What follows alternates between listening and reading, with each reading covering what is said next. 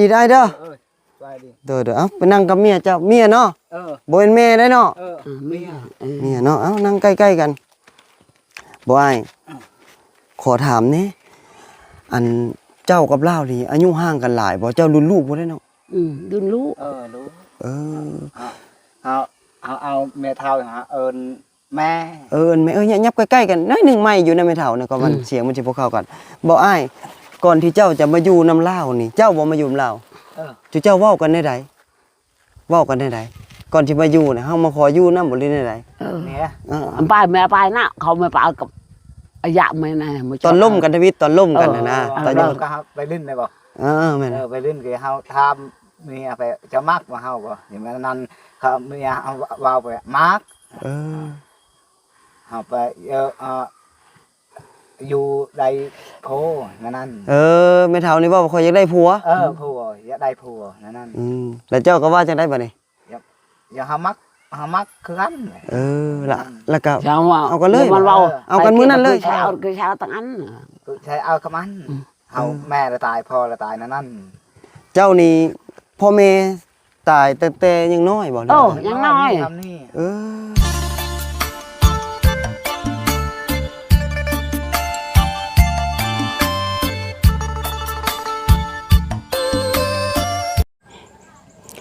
สวัสดีพี่น้องปองปายเบิดทุกคนยินดีต้อนรับสู่ช่องบ่ใจตอนนี้บ่ใจอยู่ที่เฮือนหลังนี้นะพี่น้องเดี๋ยวบ่ใจจะเข้าไปสัมภาษณ์เนาะบ่ใจบุกป่าฝ่าดงเนาะเดินทางมาทางเขตนี้ชนบทอันนี้เฮือนชานบ้านซองถือว่าบรรยากาศดีแห้งก็เลี้ยงวัวเลี้ยงควายเฮือนชานบ้านซองเพิ่นคิดว่าเถียงหน้าได้พี่น้องแท้อันนี้เป็นเฮือนเด้เฮือนเพิ่นเนี่ยลำโพงก็ได้เนี่ยลำโพงก็เขาเอ็ดเฮเดี๋ยวมันคอเอาคอเดี๋ยวมันเอ็ดพอลำโพงกับเจ้าแม่เฒ่าสบายดีเด้อเป็นจังได๋ได้ข่าวว่าเจ้าบ่เอาผัวน้อยนะนี่เจ้าเอาผัวน้อยบ่นี่นะมันก็ทุกยากเอาไข่เพราะเราก็อยู่ก้าวเก้นกันมาได้เจ้านี่เอาผัวน้อยเนาะเดี๋ยวมันบ่ก็เฮานั่งเกี่ยนำเจ้าบ่ได้ก็มันเว้าเฮาบ่ได้เขาเก็บเจ็บไข่เฮาเฮิ่นเจ้าบ่แม่มันเว้าแม่บ่เฮาเมียมันมาเว้าแม่เมียก็ช้ำแม่ว่าง่ายๆในเจ้านี่ได้ผัวน้อยเนาะได้ผัวอายุน้อยแต่เดี๋ยวนี้เจ้ากับเราเป็นผัวเมียกันบ่อันนี้เด้อพี่น้องเด้อคือเป็นจังซี่อันครอบครัวนี่นะว่าง่ายก็ไม่เท่าอันนี้เราเอาผัวน้อยผัวเราเลยรุ่นลูกเนาะรุ่นลูกเอากันดนแล้วมันก็ถกหยังไม่ได้แต่งนะยังไม่ได้แต่งโอ้สิแต่งเฮ็ดอีหยังได้ไม่เท่ามันเฮิ่นนางอยู่เฮิ่นมันเข้าเก้นบ่ได้ไปเฮิ่นเพลอก็จะห้องเก้นเข้าอยู่บ่ก็มันเว้าถกหยังเฮิ่นบ่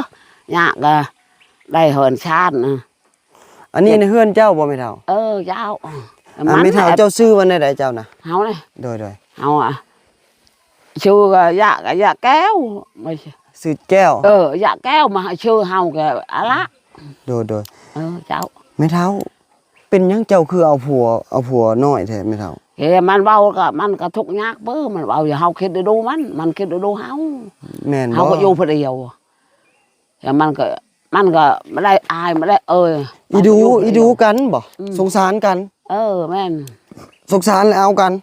เอากันแม่นบ่มันก็ทุกข์ยากเฮาก็ทุกข์ยากบังมันจะแต่งกันไม่ได้หมู่ก็ไม่ได้ใกล้ไม่ได้เงินไม่ได้อยากกินอย่ามันนั่งเดี๋ยวเฮาจักเอ็ดเนี่ยเลอมันนั่นบ่แม่นเอ้ยดูเจ้ามันนี่ผัวเจ้านี่คนบ้านใดนี่มันอยู่นี่บ้านนี้เจ้าได้คนบ้านใดเจ้าเฮาก็เข้าเฮาก็นี่บ้านนี้บ้านเดียวนี่คือจังซี่พี่น้องเอ้ยแล้วสบายดีได้ไหมเท่าได้เทื่อนึงเจ้านี่ได้ผัวเด็กน้อยเนาะลูกเจ้าได้ไหมเท่าอยู่ไสไม่ได้ลูกเจ้ามีลูกบ่เจ้าเคยเอาผัวบ่แม่เท่าเอาผัวมาเฮาไม่ได้ลูกเอาผัวบ่ได้ลูกแต่เก้าพุ่นบ่ผัวเจ้าตายบ่หรือว่าป้ากันตายอยู่เฮาอยู่ผู้เดียวตอนมันเฒ่าก็เอาอันนี้ในเฮือนเจ้าบ่นี่บ่แม่นเฮือนเรามัน มันเอ็ดบักนี่ เห็นแล้วอยู่นำกัน อยู่ แล้วเอิ้นเจ้าเอิ้นได้เอิ้นแม่บ่ มันเอิ้นเมีย เมียเนาะ ห้องmà dạ thì mình nái hình là giàu là nái hầu là dạ เจ้าชื่อแก้วเนาะ dạ kéo แล้วเพื่อนอันนี้เจ้าอยู่ มัน จัก ชื่อ คน มันอ่ะเนาะ อันเนาะ เนาะ อยู่กันเท่าสองคนนี่บ่ ช่องcon áo này เจ้าเอากันดนแล้วบ่ ôn lao 6 ปีแล้ว 6 ปีแล้ว mà anh mà nhân nóng hầu thâu lắm mà hầu thâu cái mà đấy lụa hình thành bà hầu mà nồng màมันthâu đấy mà này hầu thâu mà nồng mà đấy บ่ได้ลูกเนาะ đấy lụa ก็อยู่ร่วมกันบ่ได้ผิดกันบ่ผิดกันอยู่บ่ Phật ơi Phật thầy chịu mình chịu hầu hầu cái chịu bánh แต่ได้ก็จิ้วแปลว่าหยังจิ้ว ót áo อดเอา mình กัน đà hầu ót hầu đà mình là ót cả ด่ากันคือกันบ่เจ้าก็ đà leo can cả mẹ ít kinh nào tay nọ chầu mới để ít kinh vay บ่แม่ขอถามขอหยัง phơn mới này chứ hầu mà ao phơn là chỉ mì phè này mắt ao phơn nữa nè เราก็แพงเจ้าอยู่บ่แพงบ่ phè vô บ่ได้ตีเด้ mà đây tí mà ขอแต่ว่าบ่ได้ตบบ่ได้ตีก็โอเคแล้วเราบ่ได้กินทุกทิพย์ทุกแดนติบ่ lão เราบ่ได้กินทุกทิพย์ทุกแดนติบ่อย่าบ้าอย่ามาบ่ได้เฮ็ดเนาะ บ่ คัน khâu hồiมันbây giờ แม่นๆคันว่าบ่เฮ็ดแล้วดีคันว่าเฮ็ดตัวนี้แหละโอ้บ่ได้นะ bằng คน mà đây rồi đây แต่ว่าทุกคนชุมักกันเนาะ ก่อนสิเอากันเนี่ยจังได๋แม่เฒ่าก่อนที่ชูเจ้าสิเอากันที่เจ้าตกลงกันจังได๋ anh mình phải thám cục khú màไปเล่นนั่น มันล่มเจ้านี่ ล้ม จีบกันบ่ข่อยจะมาอยู่นํเจ้าบ่เป็น แม่นนั่นน่ะมันเอาเฮาก็ทุกข์ยากเบิ่งเฮาอยู่นำเจ้าอะ มาขออยู่โดยเรามาจะหน่อย เขาเฮาตักนำก็เฮาตัก เล่าเด้ เจ้าเฒ่าแล้ว เราเฮ็ดต่างเนาะ มัน อ้อยมาพี่ไอ้เดี๋ยวขออนุญาตถามนิดนึงเรามาเลยสิถามเราเองเอาสบายดีได้เด้อเด้อเอาไปนั่งกับเมียเจ้าเมียเนาะบ่เป็นแม่ได้เนาะ เมีย เนาะเอานั่งใกล้ๆกันบ่อ้ายขอถามนี่อันเจ้ากับลาวนี่อายุห่างกันหลายบ่เจ้ารุ่นลูกบ่ได้เนาะ รุ่นลูก รู้เอาแม่เฒ่าหาเอิ้นแม่ แม่ยับใกล้ๆกันน้อยหนึงไม่อยู่ในแม่เฒ่านะก็มันเสียงมันสิบ่เข้ากันบ่อ้ายก่อนที่เจ้าจะมาอยู่นำลาวนี่เจ้าบ่มาอยู่นำลาวเจ้าเว้ากันได้ใดเว้ากันได้ใดก่อนที่มาอยู่น่ะเฮามาขออยู่นำบ่หรือได้ใด เนี่ย ไปแม่ไปนะเขาไม่ไปกับอยากไม่นะ ตอนล่มกันทวิตตอนล่มกันนะตอน เรา อยู่ ก็ไปเล่นได้บ่ แม่น ไปเล่นกับเฮาทำเมียไปจะมักว่าเฮาบ่อย่างนั้นเขาเมียเอาว่าไปมักเฮาไปอยู่ใดโพนั่น แม่เฒ่านี่ว่าบ่ค่อยอยากได้ผัว ผัวอยากได้ผัวนั่น แล้วเจ้าก็ว่าจังได๋บัดนี้ อย่าเฮามักคือกัน แล้วก็ เอา กันเลย มันเว้า เอากันมื้อนั้นเลย คือเช้าตั้งอัน ใช้เอากับมันเฮาแม่ละตายพ่อละตายนั่น เจ้านี่พ่อแม่ตายตั้งแต่ยังน้อยบ่ ยังน้อย ทำนี่เฮาอยู่บ้านฮอลาเด้บ้านฮอลาเห็นบ้านฮอลากับบ้านอาบาวอยู่บ้านเก่าบ้านฮอลานี่บาวก็คือบ้านเดียวน่ะบ้านกัน เดี๋ยวเจ้าเคยเอาเมียบ่อ้าย เคยได้เมียบ่เฮาอยู่บ้านแรกนี่ตายเมียเฮาเจ็บ ตายผู้นึง ตายผู้นึง ทำเฮานี่ปุ๊ ทำเฮาปื้อเมียเฮานี่ สู่เจ้านี่พ่อกับหมายกับแม่กับหมายมาเอากันเข้าใจแล้วสิ มันกับแม่บอกหมายเฮากับแม่หมายหั่น แล้วก็มาตกลงมาอยู่กันกับมาตั้งเฮือนอยู่นี่เลยบ่ อะไรก็ทุกข์ยากเนี่ยครับอยู่พร้อมกันแตกเนี่ยอยู่เหิดแล้ว นี่ฝนตกนี่เปื้อหมด เปียกหมดบ่จักปีแล้วเจ้าเอากัน6ปีเลยเนาะแต่2019แม่นแต่ว่าง่ายๆก็บ่ได้ตบบ่ได้ตีกันเนาะ ก็ หักแพงหาเอาเมียเฒ่าอยู่ห้องแม่แหละนั่น จะเอิ้นแม่ได้เนาะ เอิ้นแม่ เออ เอาไปหาผู้ชาวได้ ลูก ได้ ลูก งูได้ไก่ได้หมูใครแน่ได้งอนนี่งอนบ่มีนี่นั่น บ่ ย่าง โดย ลูกเธองอนน่ะแม่ขอชูเป็นนอกินก็กิน แม่เฒ่าข่อยเฮาก็แจกเขามาเมื่อกี้นี่ อ่ะ ข่อยแจกเขาหมดแล้วเมื่อกี้นี่โลด แก ก็ไป เดี๋ยวค่อยสิมาอีก เอาไปน้องปลาเชียน แก น้องปลาเชียนจุดนั้นไปจอม มา ได้ ไม่ได้เงินเยอะเฮาก็เป็นนอก็บ่ แม่นแม่เฒ่า เกลือเป็นนัวข่อยมันหมดพอดีข่อย หลานมูตลาดเลย หมดอยู่นี่เขาแจกเขาอยู่นี่แล้วก็มานี่เลยพอดีมันหมด เอ้าแล้วหมดแทงเฮา โอ้ได้ให้ห่อนี่ หมดแต่พ่นไปงอ แม่น เอ้าเฮาได้ก็มาได้เพลอ บ่ก็บ่เป็นหยังก็ ปลาไอ้ ก็เข้าน้ำซ้ำปลาเด้ ไปปลาไอ้เยาวันกี่ไปไอ้น้องปลาเราไปเรา มื้อหน้าข่อยก็ยังมาอยู่ ยาวยาว เดี๋ยวค่อยมาอยู่มาข่อยก็สิเอาเกลือเป็นนัวให้อยู่อันนี้ปกติเขาก็แจกเกลือแจกเป็นนัวเบิดเลยแต่ว่าเดี๋ยวนี้น่ะจนล่างถังเลยนะ แม่น พอดีเจ้าเห็นบ่เครื่องค่อยหมดเลย มดหับเบิ้ง ปกติแล้วเครื่องค่อยสิเต็มแก๊สเลย เออ เต็มกล้องเครื่องค่อยแต่วันนี้แหละค่อยแจกเครื่องหมดเรียบร้อยแล้วก็ค่อยซื้อไม้เข้ามาเดี๋ยว ตนาไม่เอามาโหลูกแม่เท่า โดย เราปลาไอ้เรา เอามาเฮอเข้าได้เป็นนอได้เกอได้แม่เท่า มื้อหน้าค่อยมาอยู่ตอนนี้เขามาสัมภาษณ์มาถามไทยชูเจ้าก่อนนับเลยให้ยังวัง แต่ว่าเฮือนนั่นอยู่นี่น่ะดินชูเจ้าเองบ่ ดินนี่ โดย บ่ได้ดินเขา ดินเขาบ่ เจ้าไปกี่ อาศัยอยู่ดินเพิ่นเนาะ เจ้า อ๋อ บ่มีดินเขา โดยอาศัยอยู่ดินเขา คันละไป ดินผู้ใดดินนี่ นับเลย อันเดิมไม่เอาตกชะกีก็ได้หนาวนะ ดินของไผ แก่ก็ ดินอยู่บ้านนี่ ดินคนในบ้านนี่ เออ อาศัยเพิ่นอยู่ซื่อ กูไอ้ ๆอ๋อ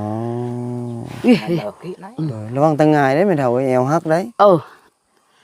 แล้วไปหักแล้วนี่ เดี๋ยวเจ้าน่ะอ้ายเจ้ามีลูกบ่เจ้า บ่มี บ่มี บ่ เนาะ มีเอาลูกแม่กอกก็ว่าเฮาในเฒ่า บ้านแรงนี่เจ็บนี่ตาย ตาย เออ ยังบ่ทันได้เฒ่าซ้ำ เท่าคือกัน เฒ่า เอ้าเมียเฒ่าอีบ่เจ้าก็ เท่าเอาอันนั้นก็เท่า ปากกตายอันนั้นสิเอาเฮานี่ก็เฮาเฮาไปแล้วแต่บางอันเอานั่นก็คล้ายๆได้ทำนี่กว่า6 ปีนี่6แล้วอย่าเท่าเท่าเบ้อเฮา นั่นเนาะ เออ โดย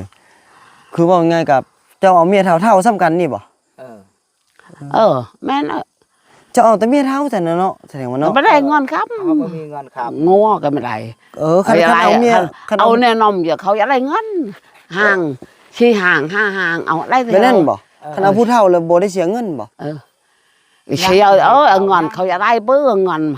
ย่าง ไม่ได้ เอาไปแล้วได้ย่าง ยังบ่แล้วบ่เห็นเลย ย่าง หมูไก่ก็ไม่ได้เงินก็ไม่ได้ หมูละบ่ได้ไก่ละบ่ได้เป็ดละบ่ได้ ไม่ใช่ลำไปมัน งัว คิด ละ ได้ บ่ ดูมันหักแพงครับมันหักแพงคอยหักแพงมันกับ ไก่เลี้ยงละบ่ได้นี่เจ้าบ้อง ไม่เยอะหรอไม่เยอะก็มาเร็วกันเล็กตีนั้นเขาไม่เยอะทำมาจะได้จะได้พอละตายเฮาอยู่บ้านฮอดเดี๋ยวเอาเมียเฒ่านี่เอาไปหาผู้สาวผู้สาวบ่มักดอกเฮาทุกยากนั่น เกี่ยวกันบ่อ้ายสมมุติทุกข์ก็ซอยกันเฮ็ดซอยกันหาสุดก็เดียวว่าบ่แม่นว่าเขาบ่มักบ่คันว่าเฮาทุกข์แล้วเขาบ่มักเลยได้เนาะ เขาบ่มัก เขาหมักเราเขาหมักแล้วมาบ้าแล้วก็5 ล้านช่องล้าน4 ล้าน ได้ก็ได้เขามาอุตบาบ่ขึ้น ยี่เกี้ยวก็ไปลูกหมดเบิดแล้วไม่รอดซะละก็5-6 ล้าน แพงเด้ผู้ชาวมักแล้วแพงเขาอยากได้เงินแพง ไปเล่นก็เชียงเงินก้อนเขามา ไปเล่นเฉยได้เงินบ่ได้เงินนี่คือผู้ชาวบ่ลุก นั่นบ่ นั่นเลย ไปล้มเขาบ่ลุกบ่เขาบ่มีเงิน ปลุกแล้วเขาบ่ลุกปลุกแห้งเขา ด่า ดาวเจ้าชายตีนผู้ชาวชายตีนเด้เอ้า ตีนถ้ำเลยบ่ ตีนทำบ่บ่มีเงินนั่นเขาบ่ลุกเลย นั่น ความหมายค่อยจะอธิบาย FC หน่อยนึงสมมุติว่าเฮาบ่มีเงินเฮาไปล้มผู้สาวไปเอิ้นเขาอยู่เฮือนคันว่าเฮาบ่มีเงินเขาบ่มักหรือหยังแหละเฮาเดมือกับตีนเขายัน เขาปลุกกับผู้ชาว ปุกมาอยู่เคอมัน ลูกโคนี่ มันเบาเชื่อนี่ขนมนี่ บ่มีเงิน บ่มีเงินไป ไปผู้ชายเจ้าเมื่อไป นอนนั่นเจ้าเมื่อไปนั่นได้เขาบอก คันว่าซื้อขนมซื้อหยังไปสู่เขากินละได้ ได้นั้น มันต้องมีแนวกินเนาะแนวนั้นเนาะแต่ว่าไปร่วมผู้ใดก็เป็นแบบนี้หมดบ่ คันว่าเขาลุกผู้ชายลุกปลุกก็ชนะผู้ชายลุกบ่มีงอนนี่เขาผู้ชายไปอุ่นนอนบ่ ช่างจะไปเจ้านี่แต่นี่จะเมื่อไปอยู่ไอ้พระก็มาเด้อก็ขนมก็มาเด้อพระก็ไม่ได้ ขนม อยู่ ก็ เฉยๆ บ่ได้ซื้อมาให้เนาะ เอาอย่างลูกเขาจะกินขนม ว่าไอ้ที่แต่เก่าบ่ได้ไปหาเงินหาค่ำบ่ไอ้ เดิมไม่ปะนะแต่ก่อนมันมาช่วยเอาเต็นพระ หาเงิน บ้านไทยบ่มีงาน ไอ้ช้ำนี่ในช้ำนี่แม่มันตายปาก บ่ในตอนที่เป็นผู้บ่าวแล้วนะ พอเป้ามันเต้าช้ำนี่จะเอาแม่นั้นกับ บ่มีงานบ่มีงาน นี่ช้ำนี่มันเอาเมียกับนี่เอาแม่ไม้กับนี่ช้ำนี่นั่งเฮินใบไม้แม่ไม้ไปเอาเนี่ยเจ็บนี่ อันนั้นให้เจ้าไปเอาเข้าเด้อเอาเข้าไปสบายมันกินเข้ากินนำทำปลาเลยจะมาไปเมื่ออันเนาะไม่เอาเมื่อเขาอยู่นี่ปะ นั่นบ่ ไม่สบายเข้ากินปลากินเพลก็ได้ไม่เอาเมื่อมันบอกว่าเมื่อ มาล่มเจ้าอันใด บ่แม่นั่น มาล่มผู้นั้น ลมก็เฮาอยู่บ้านแรงเมียเฮาตาย เขาทุกยักปื้อลูกเอ้ยไม่ได้เพลปะมันว่าเมียกอกมันนะ เว้าเมียกอก นั่นเนาะก็เลยมาอยู่นำกันแถวๆนี่เป็นแนวนี้เนาะสมมุติเฮาบ่มีเงินบ่มีหยังนี่ไปปลุกเขาบ่ลุกเนาะ เขาเว้าไปนอน ค่อย นอนเจ้าเขาผู้ชายเว้าไปเมื่อเจ้าเมื่อ ไปสิเจ้าน่ะความหมายไว้นี่บ่ค่อยสินอนได้ ไปเล่นไปเลยไปเรางอนเขากินนั่งก็ไม่ได้ มีงอนนี่อ้าว นั่งชื่อไปเจ้าเมื่อเอาอย่านอนปะ ซื้อขนมซื้อข้าวต้มซื้อห ก็ ยัง อยู่ ไป มาชื่อเขาน้ำเขาต้มมันลุกมันนั่ง บ่มีงอนนี่กับปลุกผู้ชายบ่ลุก นั่นสาเหตุที่เจ้าได้เมีย ชาวดาเฮา สาเหตุที่เจ้าได้เมียเฒ่าตลอดย้อนแนวนี้เนาะ ไปไม่ไปเลยโดน เด้อ มาตรง บ่อ้ายตัวเฮือนซ่านบ้านช่องนี่เจ้าบ่เป็นผู้เฮ็ดนี่ เนี่ย โดย เฮือนนี่กี่เฮือเฮาเฮ็ดนี่กี่บ่งามนี่จะเบิ่งนี่ เจ้าได้เป็นคนเฮ็ดเนาะ เราไปแนวตา แต่ว่าอาศัยอยู่ดินเพิ่นเนาะบ่เป็นดินตัวเอง บ่แม่นเดินเข้า ฝนตกนี่เปียกบ่อ้าย เปียเอ้ย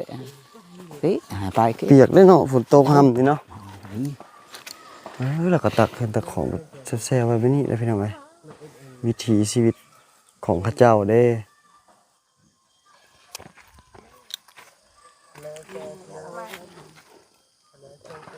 วิถีชีวิตเขาเจ้าอยู่กันไปแบบนี้เดี๋ยวออกเบิ่งนึ่งข้าวนึ่งน้ำอยู่ในนี่ได้เนาะอาศัยอยู่ น้อยนั่งยงนอนยัง นอนนี่นอนจังไดนอน นอนยัง นอนเอาห่มแล้วบ่มีห่ม ไอ้เก่งเจจักอยู่ใช่ไหม บ่มีผ้าห่ม บ่มีห่ม สิบ่หนาวเนาะ หนาวเอ้ย นั่นเนาะเจ้าอายุจักปีแล้วอ้ายเจ้า ดนด้วย 40พุ่นแล้วเนาะ 40มากี้ พุ่นละเจ้าได้ซะ อาบแล้วไม่ ก้อนมันกำลัง 70ปลายเนาะ ชาวบ้านเจ็บไข่ มาอยู่นำ กั กัน น เราอายุไม่70 หนาวกระดาษดู อาบแล้วอายุไม่ บ่ฮู้บ่ เฮาบ่ ก็พุ่นละนั่นละพุ่นละ70ประมาณนั้นแหละ อย่าเอาเสีย ชื่อเจ้าใต้ไฟนี่ใต้เอายังใต้นี่โซลาร์เซลล์บ่ ยืมของเขา อันโซลาร์เซลล์นี่ได้ ยืมของเขา ยืมของเขาแล้วเขาสิใช้หยังสบัดนี่ ใช่ เขานั้นน่ะมันนี่เจ้าไปนอกเราปนายอยากรักต่อเรา ยืมเขาเครื่องเขา เฮอจะตอนนาเจอไอ้เขาไม่เฮอเจอยืมมันนี่ตะกัดเดี๋ยวมืดกินเขา และเจ้ายืมของเขาแล้วเขาได้สาสิใช้หยังซะ ได้ เขาได้ในเอาไปเฉยเขาได้ไพ่ในเฉยเอาไปพาเนี่ยเขาก็ให้ยืมเนาะ ยืมเขาได้ไฟผ่าเฮาไม่ได้ไฟผ่ามืดกินเขาเอ็ดนั่นนี่กินเขาจักเฉยเขาโทยปะ ยากเอาไว้ มุงหญ้าขอหญ้าค่าข้างแน่ได้กับเจ้าเฮ็ดนะพี่น้องเอ้ย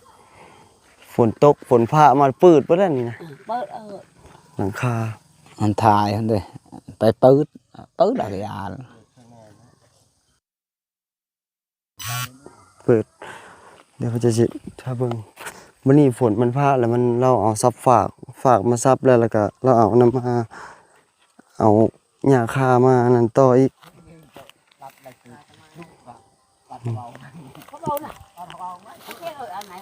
หลังคา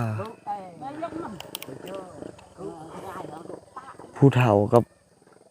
คนอายุ40 ปีเอากันพี่น้องเอ้ยแต่ว่าทุกคนทุกบ่มีลูกบ่มีเต้าคันจะไปล้มผู้สาวก็ไล่หนีบ่มีเงินนะ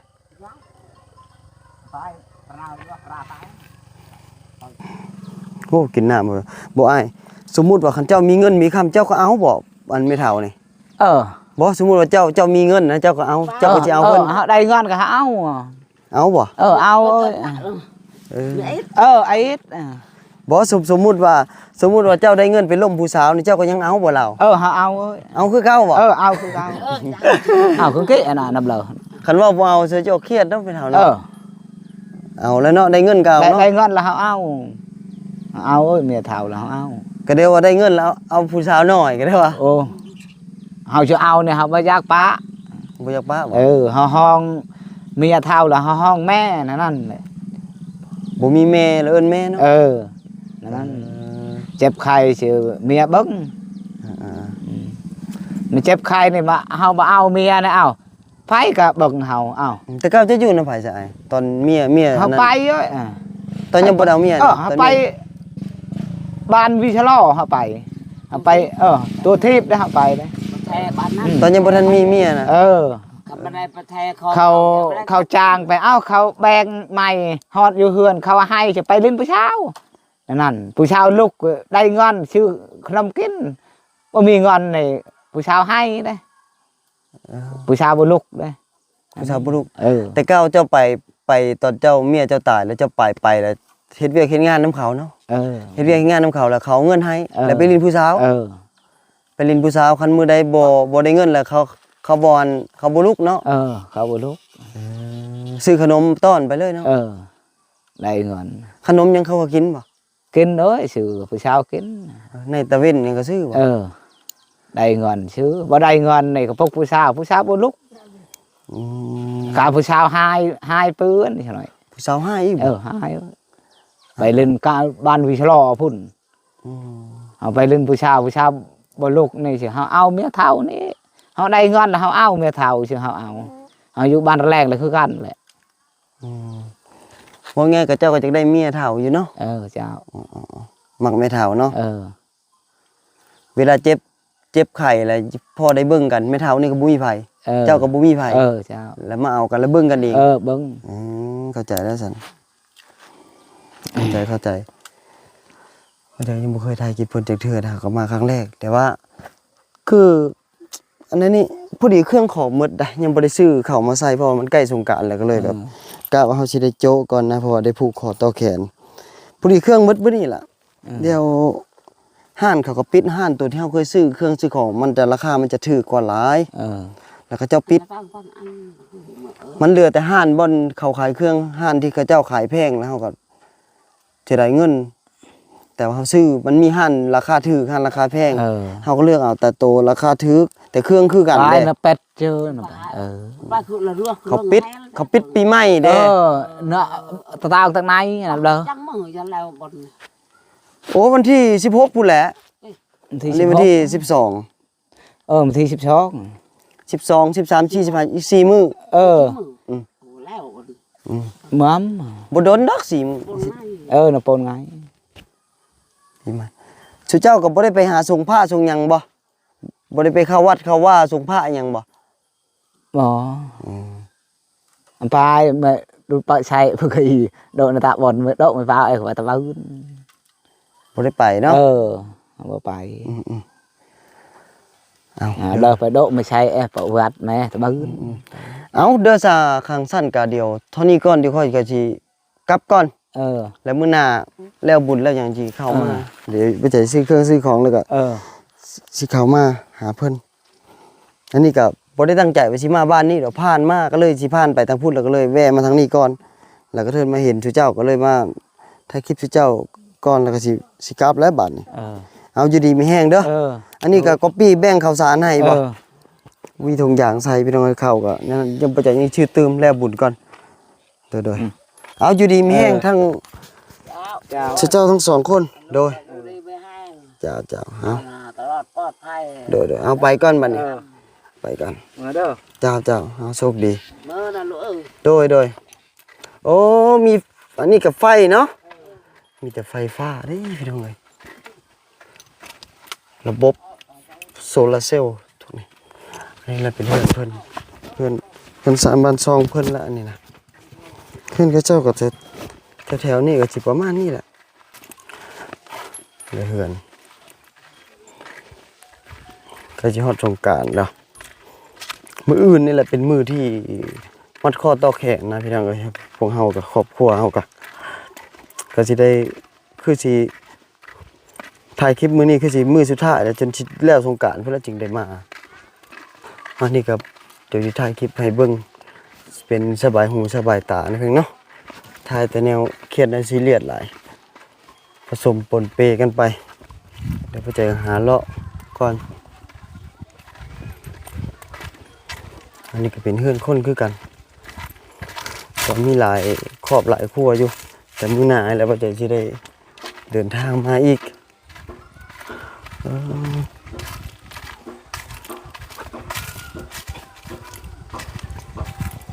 นี่ก็เป็นเฮือนเบิดเลยแถวๆนี้นะอันนี้ก็เฮือนบ่อยู่เขาเจ้างะคันใดอันนี้วิธีการกันบ่ให้หมาบ่ให้แบ้ขึ้นเฮือนได้เด้อเขาเจ้ากันคันใดเนี่ยเขาเจ้าสิปลดออกมา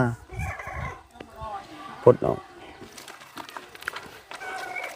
เฮือนเขาเจ้านี่โอ้เฮือนหลังนี้ก็ต่อยาวอีหลีเนาะมันต้องได้เกาะออกคันบ่เกาะแล้วก็สิอยู่บ่ได้มันหลายคนนี่เฮือนคันปลูกต้นบักฮุ่งเขาจะปลูกต้นบักนัด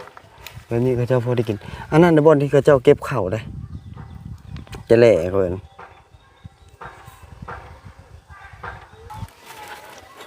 บรรยากาศถือว่าดีหลายพี่น้องเอาคลิปจบเพียงเท่านี้ก่อนพี่พลาดประกันใดขอโทษขออภัยด้วยนะเด้อเดี๋ยวรอติดตามคลิปตอนต่อไปขอบคุณที่ติดตามแต่ต้นจนจบเนาะเดี๋ยวรอเบิ่งอีพี่ตอนต่อไปพี่น้องบ่ใจกับจิมมี่ละอันละอย่างนี่สิไปมาหาสู้อย่างหลายอย่างอยู่ดอกพี่น้องรอกดติดตามกดกระดิ่งไว้เพื่อสิบ่พลาดคลิปใหม่ๆโอเคพี่น้อง